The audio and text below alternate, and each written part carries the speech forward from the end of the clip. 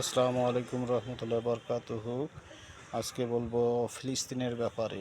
ফিলিস্তিন দেশে যেভাবে অত্যাচার করতেছে ইসরায়েল, তো ফিলিস্তিনবাসীরা যদি তারা ক্ষেপে না ওঠে, তারা যদি তাদের হাতে যদি পাথর পায় বা ঢিল পায়, যে কিছু পায় সেটাই দিয়ে ইসরায়েলি বাহিনীদের উপর প্রতিবাদ করে, তাহলেই আল্লাহ তাআলা তাদের উপর রহমত করবেন।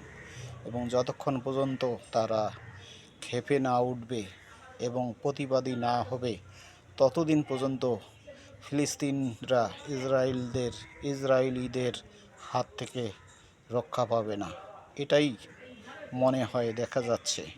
তাই আমার ধারণা, আল্লাহ তাআলা যেন ফিলিস্তিনিদেরকে পরামর্শ দেয় এবং ফিলিস্তিনিরা যেন প্রতিবাদী হয় এবং ইসরায়েলি সৈন্যদের ওপর প্রতিবাদ করে, যার দরুন আল্লাহ তাআলা দ্রুত গতি যেন তাদের উপর রহমত করে।